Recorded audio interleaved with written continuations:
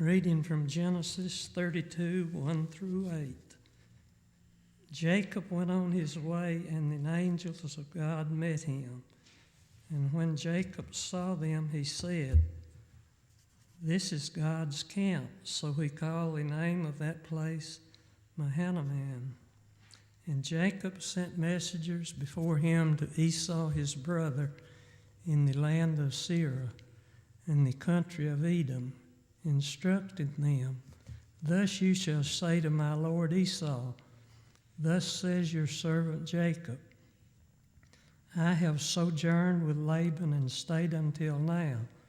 I have oxen, donkeys, flocks, male servants and female servants.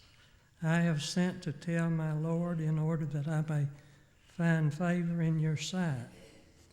And the messengers returned to Jacob, saying, "We came to your brother Esau, and he is coming to meet you, and there are 400 men with him." Then Jacob was greatly afraid and distressed. He divided the people who were with him and the flocks and herds and camels into two camps, thinking, if Esau comes to the one camp and attacks it, then the camp that is left will escape. Be seated, please.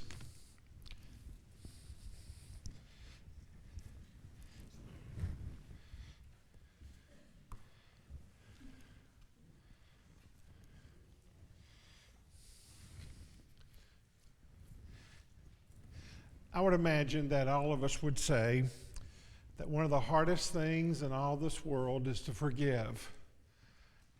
And the next hardest thing is to forget that which we are forgiving. This lesson is not entitled as, is not made in such for us to talk about how one does it. Rather, it's an example of the Old Testament of the time when Jacob wronged Esau, and to find out how Esau responded to Jacob and to what he did on that occasion. In order for us to understand the reading that was just given from chapter 32 of Genesis, we have to go back to chapter 25, and there to find out that Jacob, the younger brother of Esau, connived in such a way to get Esau to sell him his birthright. The ESV translation says that Jacob was cooking stew. Bean soup is another word for that phraseology. Esau was a hunter, had come in from the field. He was vanquished. He was ready to eat anything he could get his hands on. And Jacob, the supplanter, the deceiver, saw an opportunity to get the birthright, which would allow him a greater inheritance from his father later on close to his death. And so he, as it were, Esau despised his birthright and agreed to therefore sell it, or to give it to him so that he would receive the greater blessing in time to come. In chapter 27, we have Jacob, and now I'll just go ahead and tell you, in 2020, we're going to make some mistakes, intentional mistakes on our outlines so that you folks will pay attention. You know, if you know anything about Bible history, that that's not Rachel there, that's supposed to be Rebecca. But see, we're just trying to go ahead and give you a warning. Occasionally in 2020, we're going to make those mistakes just to see if you're awake. And so that's one of that's the first mistake of the year that we're going to make there. But Jacob and Rebecca, his mom, saw a great opportunity to deceive her husband and, of course, Jacob's father, Isaac. And they go in and they connive in such a way, chapter 27, verses 1 through 30. I mean, they go to extreme lengths to get a smooth-haired man to feel like a hairy person like that of Esau, put on his clothing, take food that Esau would have made and probably had made before for his father Isaac. And finally, Isaac is convinced, well, this is the voice of Jacob, my youngest son, but this is these are the clothes. This is the individual it seems to be, my older son. And therefore he gave him that firstborn blessing. Well, after, of course, that happens, Esau comes in and realizes that everything that he had lived for was now lost. Indeed, he had given the firstborn blessing to the younger son, Jacob. He also, of course, is having issues with, is there not a blessing for me, Father, in any kind of way? And of course, eventually, Isaac is able to give Esau one kind of blessing, but certainly not anything that he supposedly deserved. At the end of that passage in chapter 27, we read these words: Esau hated Jacob because of the blessing with which his father had blessed him. And Esau said to himself, the days of mourning for my father are approaching, then I will kill my brother Jacob. He obviously wanted to kill him for several reasons. Monetarily, certainly in regard to receiving that firstborn blessing. Also the way that obviously Jacob had been before in deceiving his father in that regard, and all the other issues of his life. But the point of the matter is, obviously we have an example here of someone that wronged someone else, and of course the common sense thing at least would seem to be, I will get even with him sometime. Well, in chapter 32, as the text was just read, Jacob decides to deal with his past. And the first thing that he wants to do is that he wants to try to show Esau, his brother, he's changed and that he's sorry. And so therefore he sends all these different animals, and later on in chapter 32 he mentions the specific ones. But in different droves, first it's the camels, or maybe then it's the sheep, and then it's the goats, and on. But they all come in different droves to all show Esau, here's all these things that your brother is sending you as a gift. Now the text tells us that Jacob feared for his life, and he even feared for his family. By this time, Jacob has married both Leah and Rachel. Also, he's received the handmaids of each one of these ladies, and he has children by all of them. And he's just afraid that Esau will take vengeance not only on himself, but also on his family, his wives, and his children as well. If you think about it from one perspective, can you really blame Esau? I mean, he did some terrible things. His brother did some terrible things for him. You may not be familiar with Numbers 32:23. It's one of those passages that years ago I ran across, and I always thought it's one of those passages that I don't ever need to forget in my personal life. Now, it has reference to some of the tribes of Israel who decide that they want to stay on this side of the Jordan River in regard to the land there, because it was very conducive for their livestock and other such things. And so they asked Moses permission to do so, and Moses, of course, says, well, you're not obeying God's laws if you do it this way. God told them it's okay as long as they follow me and obey me. So in the context of the passage, this is what Moses says to them. But if you will not do so, you have sinned against the Lord, and be sure your sin will find you out. Jacob realized that his sins had found him out. He realized that all the things that he had done against his brother, and of course you may recall that after he receives that first blessing, and after his father dies, then it's already been known to Rebekah, hey, your older son is planning on killing your younger son. They send him quickly far, far away for him to get away from that. But be sure your sin will find you out. And therefore, we have the question of the past. If we don't do something with the past, indeed, we can be very fearful. Look at the text, chapter 32, verse 11. Please deliver me. This is Jacob speaking to his father, to God. Please deliver me from the hand of my brother, from the hand of Esau, for I fear him, that he may come and attack me, the mothers, and the children. He was fearful. You ever been fearful of someone's retribution to you because of what you did toward them? Think about it. It may be something said in anger. It may have been something done in anger. It may have been something done because of jealousy or because of envy or because of pride or a multiplicity of other kinds of things. But it's a terrible thing to be fearful, particularly for someone realizing all that I've done wrong has now come home to haunt me. In that regard, then, Jacob decides to show Esau that he's changed. Chapter 33, the text there says, he lifted up his eyes and looked, and he saw that Esau was coming and 400 men with him.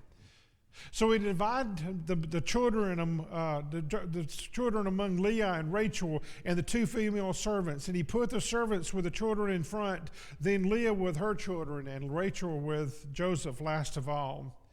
He went on before them, bowing himself to the ground 7 times until he came near to his brother. What was he doing? He obviously was showing, I am so sorry. You see, forgiveness is better seen than heard. How many times have someone said, oh yeah, I'll forgive you? But just even the very phrase, the way they said it, meant nothing but words.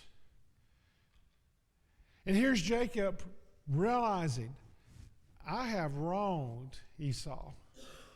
I want him to know how truly sorry I am for all that I've done toward him. We don't know how many years it had been, but it had been a number of years. And he was thinking the very worst. Esau is going to take vengeance on not only me, but on my entire family as well. You know, there's not anything more personal besides self than one's family. And thus, with all these children, with the wives and these midwives that he had, or these handmaids that he had had relationships with that had been given to him, all of these were flesh and blood people. And yet here's Jacob showing, I am so sorry. What's the end result? Well, the Bible tells us that Esau decided to do the opposite of what he first perhaps thought of doing. Chapter 33, verse 4, he ran and met him and embraced him and kissed him on the neck, and they wept together. What do we see here? We see someone asking genuinely for forgiveness, and we see someone receiving that forgiveness, and as it were, repaying the evil that he had received with kindness. To me, it reminded me of the prodigal son story that Jesus heard about in Luke chapter 15.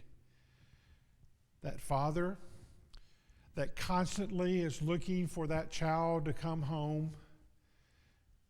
And the child comes home and even begins to start saying, I am so sorry, I'm so sorry. And the father just interrupts him and says, my child's come home. And because he's ready to change, I'm ready to forgive and even forget. Now, it's very obvious when we get to the end of that passage that his elder brother didn't want to forget. He wanted to bring up all the terrible things that the younger brother had done, but not the father. See, Jesus reminded us that forgiveness is more about relationships than it is about our feelings. Remember what he said in Matthew chapter 5?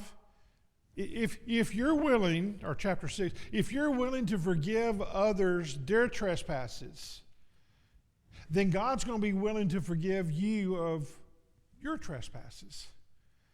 But if you're not willing to forgive others of their trespasses, then God will not forgive you of your trespasses. You're thinking, well, hold on, God. Why should I forgive someone else if I just want to get forgiveness from you? And Jesus reminded them, you can't be right with God when you're not right with your fellow man.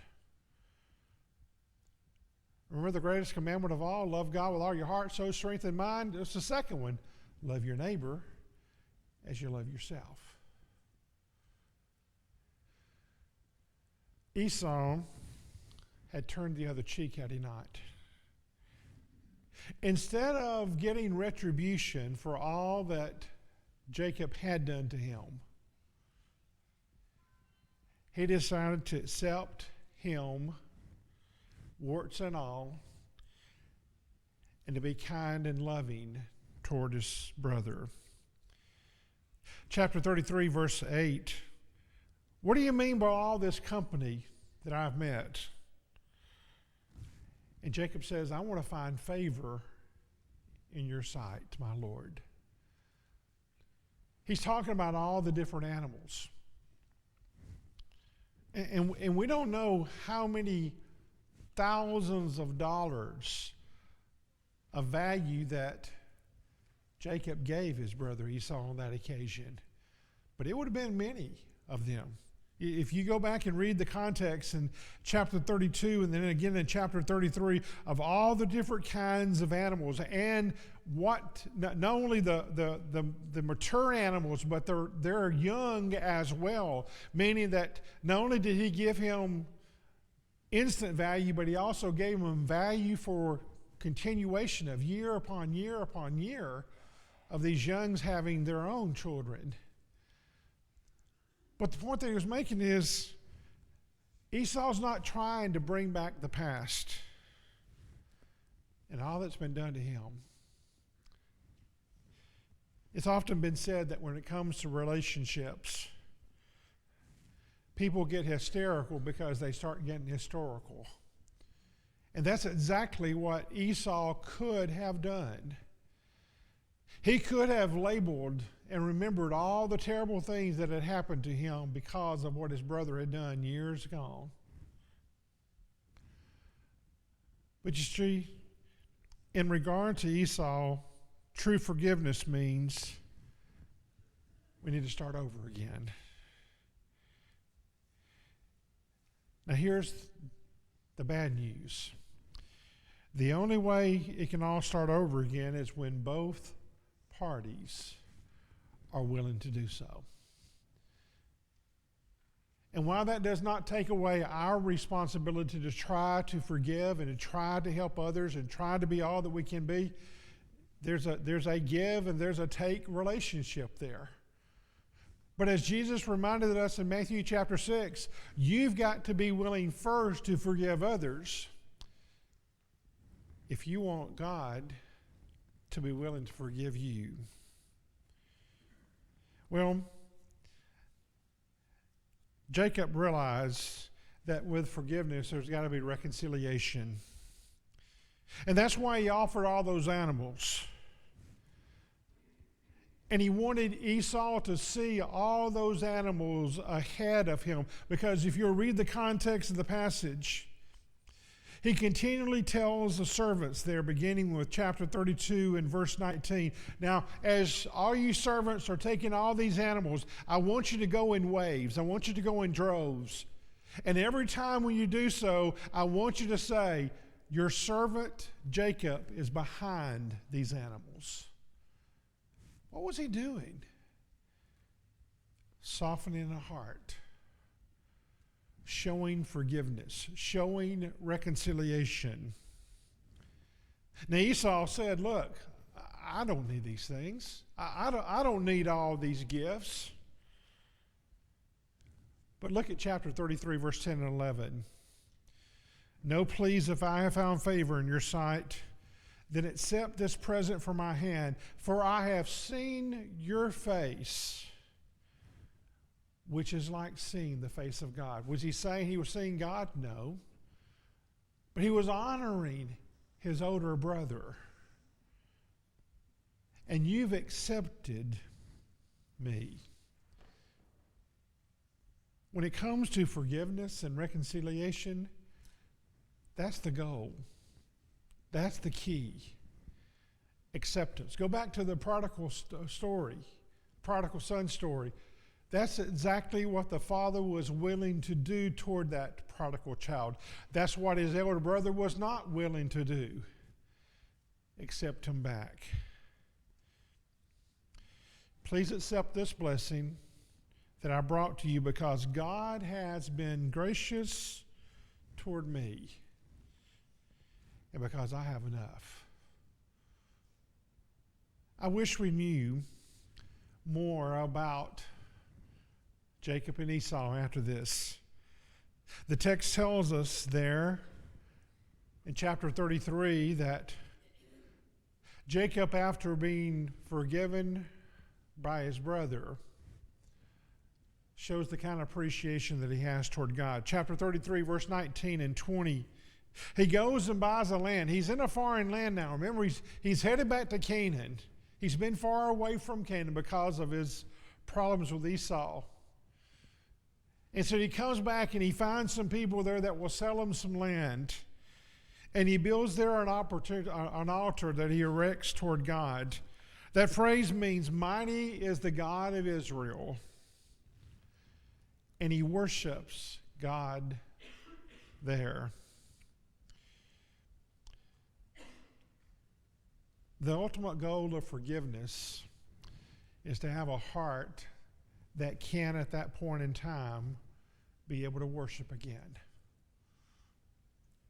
You know, Jesus reminded us there also in the Sermon on the Mount, if you're going to give a gift to the temple, and you're headed to the altar where that gift, and then you remember you got a problem with your brother, what? Stop. Go back and take care of that relationship first. That alteration, take care there first. And then come back and offer your offering to God. Forgiveness takes time. It takes patience. If it's desire, it's got to be given. And I think what we find here in this particular instance of Esau and Jacob is we find two people that have been willing to forget and forgive, as it were, the past, and to try to reconcile to the very best of their ability. What's not said in the text is what they did in their latter years of life. We know that Esau went back to where he lived, and we know that Jacob and his wives and family went back to Canaan land. As far as I can remember the text, we don't ever read anything about them again being together. But here's an example of someone that wanted forgiveness, showed that by his actions, and received that from a family member. I ask you this afternoon, who is it that you need to forgive today? Or who do you need to ask forgiveness of today? If it's between a family, a friend, a loved one, someone in this very building or somewhere else, don't let the night fall before you take care of it. But if you're in this audience this afternoon and you need forgiveness from Jesus, from the church, we invite you to come. Let's together we stand and sing the invitation song together.